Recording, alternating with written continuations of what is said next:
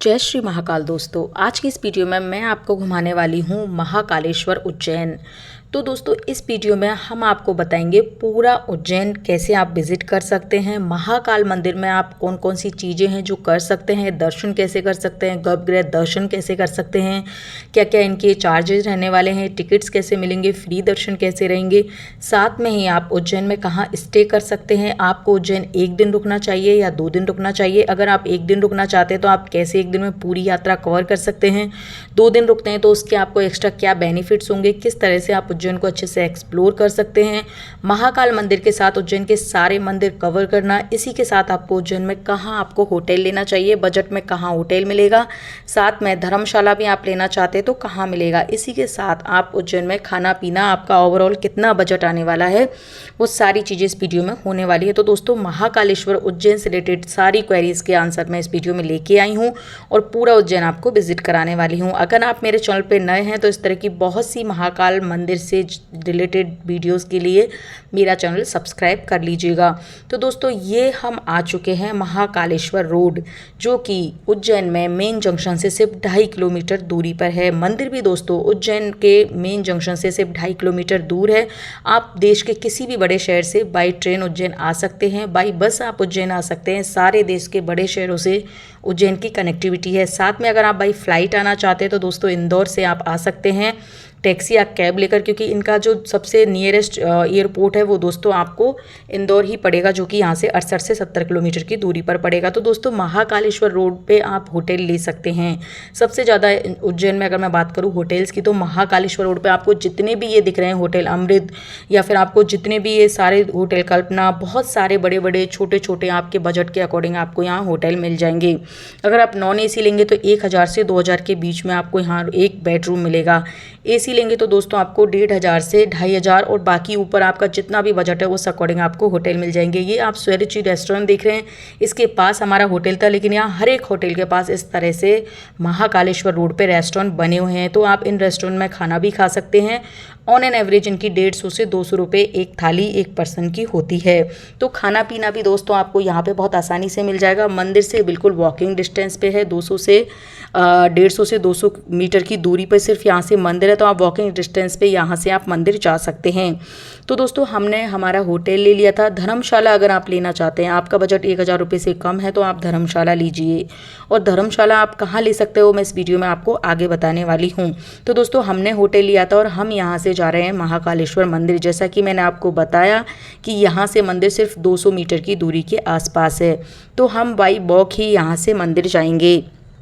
Mahakaleshwar road जो है वहाँ से और उज्जैन का जो मंदिर है महाकाल का, उसके बीच में थोड़ा सा कंस्ट्रक्शन का काम चल रहा है, तो यहाँ इस वजह से भी ई रिक्शा नहीं चलता है और 200 मीटर है तो आप आराम से पैदल जा सकते हैं। तो दोस्तों ये आप देख रहे हैं, ये है महाकालेश्वर यात्री निवास और भारत माता मंदिर। ये उज्जैन के बिल्कुल भी महाकाल जो मंदिर है उसके पास है। आप इसमें भी रूम ले सकते हैं। इसके लिए मैं सेपरेट वीडियो करने वाली हूँ कि इसमें क्या क्या फैसिलिटीज़ होती है, कैसे आपकी रूम बुकिंग होती है। इसमें बहुत अच्छे दोस्तों रूम होते हैं। बस इसका ड्रॉबैक ये है कि यहाँ बहुत ज़्यादा बिजी होता है, ऑनलाइन ये बुक नहीं करते हैं। टिकट इसकी मिलना यानी कि इसमें रूम मिलना बहुत मुश्किल है। तो दोस्तों ये हम आ चुके हैं महाकाल मंदिर। 10 मिनट की दूरी पे हमारे होटल से था महाकाल मंदिर। ये वाला जो मंदिर का गेट है, हम कॉरिडोर साइड से मंदिर में एंट्री कर रहे हैं। मंदिर के बहुत से गेट हैं, आप किसी भी तरफ से एंट्री कर सकते हैं। आपको सेम लाइन में ही आगे जाके लगना होता है। तो दोस्तों मंदिर की अगर मैं बात करूँ तो मंदिर में किस किस तरह से आप दर्शन कर सकते हैं। सबसे पहला होता है फ्री दर्शन, जिसमें आपको कोई चार्ज नहीं देना होता। आप इस तरह से लाइन में लगिए। आपका अगर अर्ली मॉर्निंग जाते हैं तो 1 घंटे या 20 मिनट 45 मिनट यानी कि जल्दी सब नंबर आ जाएगा। अगर आप थोड़ा सा लेट जाते हैं तो आपको 1-1.5 घंटे लाइन में लगना पड़ेगा। सेम अगर दोस्तों आप रात को 9 बजे के आसपास जाते हैं, कम भीड़ मिलेगी। दिन में 2-3 बजे जाते हैं तो कम भीड़ मिलेगी। उसके अलावा दोस्तों आपको मंदिर में नॉर्मल दर्शन के लिए 1 से 2 घंटे का टाइम चाहिए। अब दोस्तों मैं बात करूँ, अगर आपको भस्म आरती लेनी है तो उसका टिकट आपको पहले ही बुक कराना पड़ेगा। पूरा प्रोसेस के लिए मैंने बहुत से वीडियोस किए हैं भस्म आरती के, जो आप मेरे चैनल पे पिछले वीडियोस में देख सकते हैं। इसकी ऑनलाइन बुकिंग भी होती है, ऑफलाइन भी होती है। प्रोसेस आपको समझना होगा तो उसके लिए आप मेरी वीडियोज़ देख सकते हैं। गर्भगृह दर्शन दोस्तों अगर आप लेना चाहते हैं तो उसका 750 रुपये का टिकट होता है, जो कि अब मैं मंदिर से बाहर हम दर्शन करने जा रहे हैं बड़ा गणेश जी, वहाँ उनके टिकट बने हुए हैं। जो मंदिर के बिल्कुल बाहर, महाकाल मंदिर के बाहर टिकट काउंटर है, वहाँ से 750 रुपये का आप टिकट लीजिए और आप आप जल अभिषेक कर सकते हैं। गर्भगृह दर्शन के दोस्तों 1100 रुपये का 1 पर्सन का टिकट होता है। सेम आपको ऑफलाइन अगर लेना है तो मंदिर के बिल्कुल बाहर जो जहाँ पे आपको जल अभिषेक का टिकट मिलेगा वहीं आपको महाकाल मंदिर में गर्भगृह दर्शन का भी टिकट मिल जाएगा। फ्री अगर मैं बात करूँ दोस्तों गर्भगृह दर्शन और जल अभिषेक तो वो शनिवार रविवार और सोमवार को नहीं मिलेंगे आपको। बुधवार बृहस्पतिवार को चांसेस हैं उज्जैन में जब कम भीड़ होती है तो 3 बजे के आसपास ये मंदिर सभी के लिए खोलते हैं, जिसमें फ्री गर्भगृह दर्शन की फैसिलिटीज़ होती है और साथ में दोस्तों जल अभिषेक की फैसिलिटीज़ भी होती है, जो कि इन्होंने 4 जुलाई 2023 से 15 सितंबर 2023 तक बंद किया हुआ था। अभी 16 सितंबर के बाद इन्होंने ये चीज़ शुरू की है। तो ये आपके लक के ऊपर डिपेंड करता है। अगर भीड़ कम है तो मंदिर में फ्री में भी जल अभिषेक और गर्भगृह दर्शन करा दिए जाते हैं। अगर मैं बात करूँ दोस्तों महाकाल मंदिर में फ्री आरतीज़ का, तो महाकाल मंदिर में 2 आरती बिल्कुल फ्री होती है। जैसे कि भस्म आरती के लिए अगर आपको टिकट लेना है तो आपको 200 रुपये का टिकट लेना पड़ेगा। आपको जल्दी दर्शन करना है तो आपको 200 रुपये का VIP टिकट लेना पड़ेगा। इसी तरह से अगर आपको फ्री आरती लेनी है तो 7 बजे के आसपास आपको मंदिर में आना पड़ेगा, संध्या आरती ले सकते हैं। इसके अलावा दूसरी आरती जो फ्री होती है वो होती है शयन आरती, जो रात को 9 बजे मंदिर में होती है। तो दोस्तों इस तरह से मंदिर की सारी चीज़ें मैंने कवर कर दी हैं। इसके बाद ये आ गए थे हम बड़ा गणेश जी मंदिर। ये ही एक मंदिर है जिसके पास टिकट काउंटर बना हुआ है। यहाँ महाकाल मंदिर के सारे टिकट्स दिए जाते हैं ऑफलाइन। ऑनलाइन अगर आपको टिकट लेना है तो श्री महाकालेश्वर नाम से इनकी साइट है जहां आप बुक करवा सकते हैं। तो दोस्तों ये अब हम आ चुके हैं बड़ा गणेश जी मंदिर। ऐसा कहा जाता है कि जो बड़ा गणेश जी है वो, अगर आप महाकाल के दर्शन करते हैं तो आपको एक बार बड़ा गणेश जी के ज़रूर दर्शन करने चाहिए। ये हैं बड़े गणेश जी। इनके दर्शन करने के बाद और साथ में इनके बाद काल भैरव के दर्शन करने के बाद ही आपकी महाकालेश्वर ज्योतिर्लिंग की यात्रा संपूर्ण मानी जाती है। तो दोस्तों मंदिर में हम सबसे पहले कवर करेंगे जो महाकाल मंदिर के आसपास वॉकिंग डिस्टेंस के मंदिर हैं। तो अगर आप मॉर्निंग में आ रहे हैं तो सबसे पहले आप महाकाल के दर्शन करने के बाद ये वॉकिंग डिस्टेंस के जो मंदिर है इनको कवर करें। तो ये बड़ा गणेश जी के आप दर्शन कर सकते हैं। और दोस्तों अगर आप उज्जैन दिन में आ रहे हैं, दोपहर में आ रहे हैं, तो आप पहले बाहर वाले मंदिर कवर कर सकते हैं, जो कि मैं पास के मंदिरों के बाद बाहर वाले मंदिरों में जाने वाली हूँ, जो 6 से 7 किलोमीटर की दूरी पे महाकालेश्वर मंदिर से हैं। तो दोस्तों अब हमने बड़े गणेश जी के दर्शन कर लिए। उसके बाद नेक्स्ट मंदिर दोस्तों है कार्तिकेय भगवान का मंदिर, जो कि शिव भगवान के दूसरे जो पुत्र माने जाते हैं। पहले गणेश जी थे और एक थे कार्तिकेय। ये मंदिर दोस्तों बहुत ही भव्य और सुंदर है। इसकी रात की क्लिप्स मैं आपके साथ बहुत जल्दी शेयर करूंगी जब हम उज्जैन कॉरिडोर घूमेंगे इसी वीडियो में। हमने चूंकि उज्जैन की 2 दिन की यात्रा की थी तो हमने जो मंदिर रात के टाइम बहुत अच्छे से डेकोरेट थे उनको रात में विजिट किया था, और जो मंदिर दिन में अच्छे से विजिट कर सकते थे, जैसे बड़ा गणेश जी मंदिर दिन में भी सेम रहते हैं, रात में भी सेम रहते हैं, तो हमने दोस्तों इनको दिन में विजिट कर लिया था। इसके बाद दोस्तों नेक्स्ट आती है हरसिद्धि माता मंदिर। हमने चूंकि उज्जैन की 2 दिन में यात्रा कवर की थी तो हम शाम को 7 बजे हरसिद्धि माता मंदिर आने वाले हैं। लेकिन आप एक दिन में अगर उज्जैन की यात्रा करना चाहते हैं तो कार्तिकेय मंदिर के दर्शन करने के बाद आप हरसिद्धि माता मंदिर आएँ, क्योंकि हरसिद्धि माता जो अपने भारत में शक्तिपीठ है उनमें से एक है। और अगर आपके पास 2 दिन का समय है तो आप शाम को 7 बजे हरसिद्धि माता की आरती जरूर लें, जो कि हमने ली थी और जिसकी क्लिप मैं आपको इस वीडियो में आगे शेयर करने वाली हूँ, जो दोस्तों विश्व प्रसिद्ध हरसिद्धि माता की बहुत ही सुंदर आरती होती है, जो इस वीडियो में आपको आगे देखने को मिलेगी। तो दोस्तों इस तरह से अगर आप एक दिन में आ रहे हैं तो हरसिद्धि माता के दर्शन करने के बाद हम आगे चले जाते हैं वॉकिंग डिस्टेंस पर ही रामघाट। रामघाट दोस्तों उज्जैन का वो एरिया है, यानी कि वो जगह है, और ये दोस्तों आपको आसपास दिख रही है धर्मशाला हैं। अगर आपको उज्जैन में धर्मशाला लेनी है तो धर्मशाला की रेट रहेगी 300 रुपये से और 1000 रुपये। 1200 में AC में धर्मशाला मिल जाएगी आपको। AC रूम्स मिलेंगे, उनके अंदर खुद के रेस्टोरेंट भी होते हैं, कईयों में बाहर रेस्टोरेंट होते हैं। तो दोस्तों धर्मशाला मैंने बताया था वीडियो की शुरुआत में, सस्ते में अगर आपको उज्जैन की ट्रिप प्लान करनी है तो ये जो रामघाट है, ये बड़ा गणेश जी मंदिर, हरसिद्धि माता मंदिर, इनके पास आप धर्मशाला जरूर लें। ये बहुत सस्ते में और अच्छे में मिलती है और मंदिर के बिल्कुल आप देख सकते हैं, हम मंदिर से वॉकिंग डिस्टेंस पे पैदल चल के आए तो वॉकिंग डिस्टेंस पर ही हैं और सस्ते में आपको मिल जाएंगी। तो दोस्तों ये अपन आ चुके हैं रामघाट। रामघाट पे दोस्तों ये है शिप्रा नदी।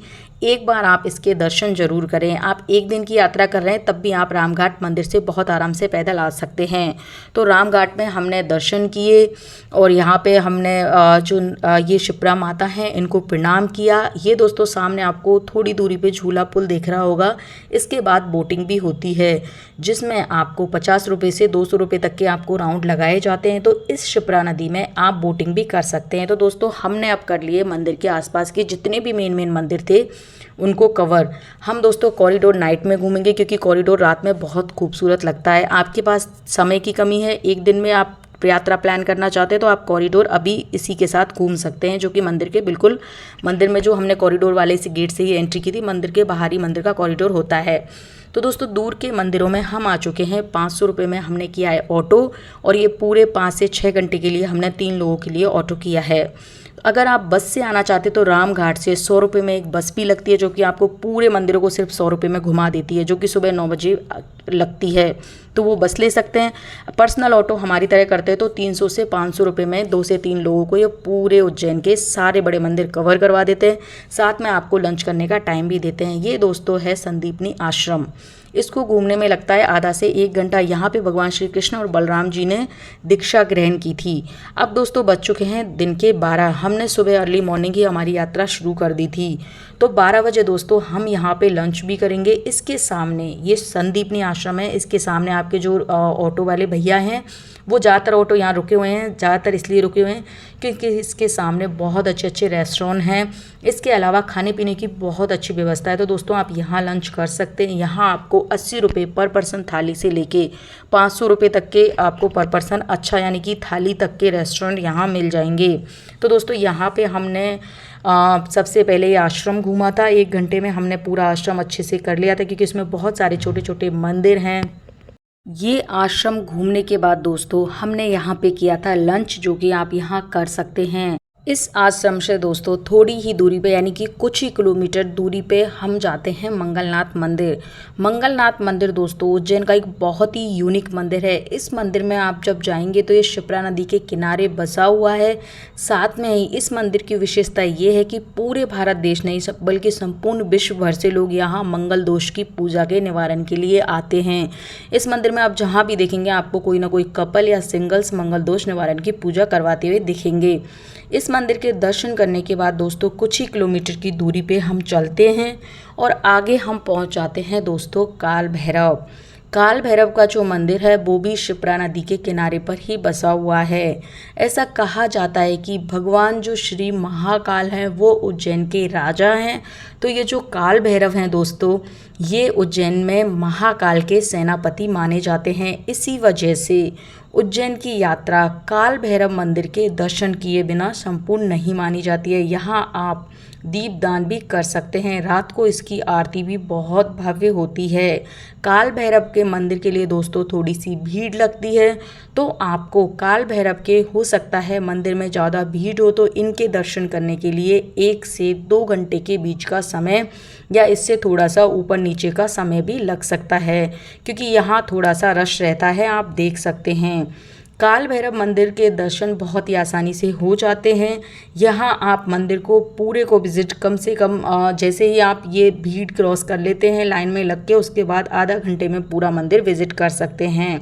इसके बाद दोस्तों हम जाते हैं यहाँ से कुछ ही किलोमीटर की दूरी पर एक नए मंदिर की ओर। तो दोस्तों नेक्स्ट हम जो मंदिर जाने वाले हैं वो है कालिका माता का मंदिर, जो कि काल भैरव मंदिर से कुछ ही किलोमीटर की दूरी पर है। अगर मैं बात करूं दोस्तों कालिका मंदिर के बारे में, तो उज्जैन में 2 शक्तिपीठ बताए जाते हैं। पहला है हरसिद्धि माता का मंदिर, जिनकी आरती के बारे में मैंने आपको पहले ही मेंशन किया था, और दूसरा है दोस्तों ये वाला कालिका मंदिर। ये भी जो कालिका है माता कालिका, इनको भी शक्तिपीठ माना गया है। तो उज्जैन अगर आप आते हैं और उज्जैन के मंदिर आप घूमते हैं तो दोस्तों कालिका मंदिर के दर्शन करना ना भूलें। इनमें यहाँ जो शक्तिपीठ के रूप में जो हमारी माता सती हैं उनकी जीव की पूजा होती है, और इस मंदिर को विज़िट करना भी बहुत अच्छा माना जाता है। तो आप देख सकते हैं ये है शक्तिपीठ गढ़कालिका माता। तो इनके दर्शन करने के लिए भी हमें कम से कम आधा घंटे का समय लगता है। आप देख सकते हैं यह है गढ़कालिका उज्जैन। तो इस तरह से हमने उज्जैन में जो 2 शक्तिपीठ बने हुए थे उनके दर्शन कर लिए हैं। इनसे कुछ ही किलोमीटर की दूरी पे दोस्तों हम पहुंच जाते हैं भर्तरी की गुफा। उज्जैन में अगर आप आए हैं तो भर्तरी की गुफा ज़रूर घूमें। भर्तरी की गुफा यहाँ के टूरिस्ट अट्रैक्शन और मेन टेम्पल्स में से एक बहुत ही इम्पोर्टेंट टेम्पल है। इसमें दोस्तों एक गुफा गुफा है जहाँ पर कहा जाता है जो भर्तृहरि जी हैं उन्होंने बहुत सालों तक तपस्या की थी। उस गुफा को अंदर से घुमाते हैं और उसके अंदर छोटी छोटी बहुत सी गुफाएं बनी हुई हैं। ये जो गुफा है दोस्तों, इसके अंदर भगवान शिव के कई मंदिर यानी कि शिवालय बने हुए हैं। ये बहुत ही प्राचीन गुफा है। आप देख सकते हैं इसका जो पूरा स्ट्रक्चर है वो बहुत ही प्राचीन समय का बना हुआ है। इसमें जब आप एंटर करते हैं तो यहाँ भगवान जो बालाजी महाराज हैं यानी कि हनुमान जी हैं उनकी मूर्ति आपको देखने को मिलती है। इसके बाद यहाँ पे बहुत ही प्राचीन शिवलिंग आपको देखने को मिलते हैं। उसके बाद हम गुफा में अंदर जब प्रवेश करते हैं तो छोटी छोटी गुफाएं आपको अंदर देखने को मिलती है। जिन लोगों को सांस की प्रॉब्लम है वो थोड़ा सा गुफा में जाना अवॉइड करें। यहाँ पे बोर्ड भी लगा हुआ है। तो आप देख सकते हैं ये है गुफा नंबर 1। तो इस तरह से इसमें एक ही गुफा नहीं है, कई गुफाएं हैं और इस जगह को घूमने के लिए भी आपको कम से कम 1 से 1.5 घंटे का समय चाहिए, क्योंकि ये गुफाएं बहुत ज़्यादा बड़ी हैं। इसके अंदर आप छोटी छोटी गुफाएं हैं, बहुत सकड़ी सकड़ी हैं, तो इसके अंदर थोड़ा सा आने जाने में समय लगता है। तो इस तरह से आप इस गुफा में छोटे छोटे मंदिरों के दर्शन कर सकते हैं। ये हैं दोस्तों महायोगी मत्स्य जिन्होंने यहाँ पे की थी तपस्या। इस कारण इस गुफा को बहुत ही ज़्यादा महत्व दिया जाता है। फिर इसके अलावा यहाँ पे छोटे छोटे और भी बहुत से मंदिर बने हुए हैं और आप एक गुफा में जाते हैं, उसके बाद इस तरह से आप दूसरी गुफा और तीसरी गुफा और अंदर अंदर ये गुफाएं कनेक्टेड हैं जिनको आप बहुत ही आसानी से घूम सकते हैं। तो दोस्तों इस तरह से हम सारी गुफाओं को घूम लेते हैं और अब हमें लगभग 2 से 3 बज चुके हैं। और इन गुफाओं को घूमने के बाद इसके बाहर भी एक बहुत ही सुंदर सा मंदिर बना हुआ है जहां पर हम थोड़ी देर बैठ के विश्राम करते हैं। ये जो मंदिर है यहाँ पे आप देखेंगे ज़्यादातर लोग घूमने के बाद उज्जैन में थोड़ी देर इस मंदिर में विश्राम करते हैं। तो आप यहाँ पे इस मंदिर में थोड़ी देर हम लोगों की तरह रेस्ट कर सकते हैं। इसके बाद दोस्तों हम मंदिर से जब उज्जैन यानी कि महाकाल मंदिर हम वापस जाते हैं तो इसी बीच में कुछ और छोटे छोटे मंदिर आते हैं। तो ये आपके ऊपर है कि आपके ऑटो वाले को आप किस तरह से आपने उनसे बात की है। हमें दोस्तों इसके अलावा भी एक बहुत ही महत्वपूर्ण यहाँ गणेश जी का दूसरा मंदिर है, वो भी हमें इन भैया ने घुमाया था। तो ये आपके ऊपर है कि आप उज्जैन में इस तरह से हमारी तरह आते हैं तो कुछ और भी मंदिरों के आप दर्शन कर सकते हैं। तो दोस्तों ये है गणेश जी के मंदिर जो कि बहुत फेमस है उज्जैन में। और ये जब हम वापस मंदिर की ओर आ रहे थे यानी कि हमने मंदिर से मंदिर तक के लिए ये ऑटो किया था, तब इन गणेश जी के दर्शन भी हमें कराए जाते हैं। अब समय हो चुका है शाम के 4 बजे और दोस्तों आइए अब हम दर्शन करते हैं उज्जैन के एक और बहुत ही प्राचीन खूबसूरत गणेश मंदिर का। इसमें गणेश जी भी हैं, इसके अलावा इसमें और भी देवी देवताओं के दर्शन कराए जाते हैं और इस तरह से आप मंदिर में दर्शन कर सकते हैं। यहाँ दर्शन करने के बाद दोस्तों हम उज्जैन के जितने भी दूर के मंदिर हैं, जो खास बड़े मंदिर हैं, उनके सबके दर्शन कर चुके हैं। हम आ जाते हैं दोबारा हमारे होटल में दोस्तों हम आ जाते हैं 4:30 से 5 बजे के बीच और कुछ देर हम करते हैं रेस्ट, यानी कि 1 से 2 घंटे हम होटल में रेस्ट करते हैं। बीच में आप पोहा या इस तरह का, उज्जैन का पोहा बहुत फेमस है, तो इस तरह का कोई स्नैक्स ले सकते हैं, चाय या पोहा ले सकते हैं। आप ऑटो में भी रास्ते में आपको भूख लगती है तो आप ले सकते हैं। तो दोस्तों हमने स्नैक्स किया था और उसके बाद हमने होटल में आके 2 घंटे हमने किया था रेस्ट। उसके बाद हम दोस्तों शाम को 7 बजे निकल जाते हैं भारत माता मंदिर घूमने। अब दोस्तों हम उन मंदिरों में आ रहे हैं जिनमें लाइटिंग्स बहुत ज़्यादा अच्छी होती है। तो ये दोस्तों उज्जैन कॉरिडोर के अंदर ही आता है भारत माता मंदिर। ये उज्जैन का बहुत ही यूनिक मंदिर है। इसमें भारत माता की बहुत ही बड़ी तस्वीर बनी हुई है। ये आप सामने देख रहे हैं ग्रीन कलर का, ये भारत का नक्शा है जिसमें भारत देश के संपूर्ण जो बड़े बड़े राज्य हैं उनको दर्शाया गया है। और अंदर दोस्तों इसके अंदर भारत माता की बहुत ही बड़ी मूर्ति है। ये जो भारत माता मंदिर है दोस्तों, ये उज्जैन कॉरिडोर के अंदर ही आता है। आप ये कॉरिडोर विजिट करने के बाद भी घूम सकते हैं या फिर हमारी तरह कॉरिडोर घूमने से पहले भी एक बार भारत माता के दर्शन कर सकते हैं, एक ही बात है। तो दोस्तों यहाँ आप कर सकते हैं भारत माता के दर्शन। आप देख सकते हैं कितनी सुंदर इसमें भारत माता की ये मूर्ति बनी हुई है, साथ में मंदिर भी बहुत ज़्यादा खूबसूरत है। तो इस तरह से हमने यहाँ पे कर लिए हैं भारत माता मंदिर के दर्शन। और इसके बाद दोस्तों हम जा रहे हैं हरसिद्धि माता की आरती लेने, जिसके बारे में मैंने आपको बताया था कि शाम को 7:30 बजे के आसपास हरसिद्धि माता की आरती होती है। वैसे उसका समय है 7 बजे। तो हमें दोस्तों अब निकलना है यहाँ से हरसिद्धि माता की आरती लेने और आप हरसिद्धि माता मंदिर अब पहुँच जाते हैं। तो ये है दोस्तों हरसिद्धि माता। हम पहुँचे थे यहाँ 7:30 बजे और आप दोस्तों इनकी आरती देख सकते हैं। यही वो विश्व प्रसिद्ध आरती है जो कि अगर आप उज्जैन 2 दिन रुकते हैं तो दोस्तों आप एक चीज़ तो ये हरसिद्धि माता की आरती जरूर ले। ये कितनी सुंदर होती है आप खुद देख सकते हैं। बहुत ही भव्य और खूबसूरत ये आरती होती है। अगर आप 7 बजे आते हैं तो यहाँ पे आपको लोगों को इन दीपों को जलाते हुए भी दिखाया जाता है। हम 7:30 बज गए थे क्योंकि हम पहले भारत माता मंदिर चले गए थे। इसके बाद दोस्तों हम जब हरसिद्धि माता की आरती ले लेते हैं उसके बाद हम करते हैं माता रानी के दर्शन। और इसके बाद दोस्तों नाइट में हम जाएंगे इसकी जो अगली डेस्टिनेशन है, यानी कि ये आरती 1 घंटे के आसपास चलती है। और हाँ, मैं आपको बता दूँ इसी समय उज्जैन में शिप्रा माता की आरती भी होती है जो बहुत ही खास और खूबसूरत होती है। लेकिन शिप्रा माता की आरती और हरसिद्धि माता की आरती का समय एक ही होता है, तो आप एक ही कोई आरती ले सकते हैं।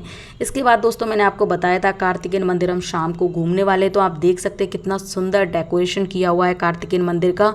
तो हम इस तरह से कार्तिकेय मंदिर हरसिद्धि माता के मंदिर के पास घूम लेते हैं। और अब हम आ जाते हैं दोस्तों उज्जैन कॉरिडोर, जो कि उज्जैन की एक ऐसी जगह है जो कि आपको रात में ही घूमनी चाहिए। उज्जैन के दोस्तों सारे मंदिरों के अगर मैं खुलने और बंद होने का समय बताऊं तो सुबह 7 बजे, यानी कि महाकाल मंदिर तो 4 बजे ही खुल जाता है क्योंकि वहाँ पे 4 से 6 भस्म आरती होती है। लेकिन ये कॉरिडोर भी 4 बजे खुल जाता है। लेकिन उज्जैन के बाकी मंदिर सुबह 6 बजे से लेकर रात को 11 बजे तक खुले रहते हैं। सेम दोस्तों महाकाल का जो मंदिर है सुबह 4 बजे से रात को 11 बजे तक खुला रहता है। और इसी के साथ दोस्तों ये जो कॉरिडोर है वो भी सुबह 4 बजे से और रात को 11 बजे तक खुलता है। लेकिन उसको रात को घूमना चाहिए क्योंकि आप देख सकते हैं कॉरिडोर में आपको सबसे ज़्यादा जो लाइटिंग्स है वो रात को ही, यानी कि इनकी जितनी भी मूर्तियाँ हैं वो रात को ही बहुत ज़्यादा अच्छी लगती हैं। इसमें बहुत सारे सेल्फी पॉइंट बनाए गए हैं, वीडियोग्राफी पॉइंट बनाए गए हैं। इस कॉरिडोर का दोस्तों सेपरेट वीडियो भी मैंने किया हुआ है जो कि आप मेरे चैनल पे देख सकते हैं, साथ में आपको आई बटन पे भी मिल जाएगा। उज्जैन कॉरिडोर में भगवान शिव के सारे रूपों का वर्णन किया गया है जैसा कि मैंने अपने डिटेल वीडियो में आपको बताया था। और भगवान शिव के जितने भी रूप हुए हैं, यानी कि जैसे कि भगवान शिव ने जितने भी बड़े बड़े राक्षसों के वध किए हैं वो सारे दोस्तों आपको इस उज्जैन कॉरिडोर में मूर्तियों के रूप में दिखाए गए हैं। ये बहुत ही खूबसूरत और एक बहुत ही सुंदर सा एक टूरिस्ट स्पॉट उज्जैन में डेवलप किया गया है जो कि आपको भगवान शिव को समझने में भी बहुत हेल्प करता है। भगवान शिव के सारे रूपों के बारे में आपको बताता है, साथ में एक बहुत ही सुंदर सी घूमने की जगह आपको उज्जैन में देता है। इस तरह से दोस्तों हमने उज्जैन के जितने भी इम्पॉर्टेंट टूरिस्ट स्पॉट थे, मंदिर थे, सबको कवर कर लिया है। एक दिन में भी आप ये कर सकते हैं और 2 दिन के अंदर भी आप उज्जैन की ये अगर आपको स्पेसिफिक लाइटिंग और आरतीज़ लेनी है स्पेशल तो आप कवर कर सकते हैं। सारे मंदिर एक दिन में भी कवर हो जाएंगे जैसा मैंने बताया, और 2 दिन में तो आप कर ही सकते हैं। अब दोस्तों मैं बात करती हूँ बजट की। तो दोस्तों आपका ट्रांसपोर्टेशन तो आपके ऊपर डिपेंडेंट है, उसको हम इंक्लूड नहीं करेंगे कि आप कहाँ से आ रहे हैं। लेकिन अगर मैं बात करूँ होटल्स की तो दोस्तों अगर आप होटल लेते हैं तो पर पर्सन पर डे आपको 1,500 से 2,000 के बीच में पड़ेगा। अगर आप दोस्तों धर्मशाला लेते हैं तो वो आपको 300 से 1,200 रुपये के बीच में अच्छी से अच्छी धर्मशाला पड़ जाती है। खाना दोस्तों आपके ऊपर है कि आप कितना कैसे रेस्टोरेंट में खाना खाते हैं। तो दोस्तों ऑन एन एवरेज में बात करूँ अगर धर्मशाला लेते हैं पर पर्सन आपका 1,000 से 1,500 के बीच में एक दिन का एक पर्सन का चार्ज यानी कि बनता है। होटल लेते हैं ठीक ठाक सा तो एक पर्सन का आपका एक दिन का 2 से 2,500 के बीच में बजट आता है। इसमें आपका आने जाने का किराया इंक्लूडेड नहीं है, जिसमें आपका खाना भी कवर हो जाएगा, साथ में होटल का चार्ज भी हो जाएगा। अगर होटल 2,000 का लेते तो आपका एक दिन का 500-700 के बीच में आपका खाना पर डे का हो जाता है। तो दोस्तों इस तरह से पर पर्सन पर डे के हिसाब से आप उज्जैन की यात्रा प्लान कर सकते हैं। अगर आपको मेरा वीडियो अच्छा लगा हो तो वीडियो को लाइक कीजिएगा, चैनल को सब्सक्राइब कीजिएगा। मिलती हूँ बहुत जल्दी इसी तरह के उज्जैन के एक और नए वीडियो के साथ। टिल देन जय श्री महाकाल।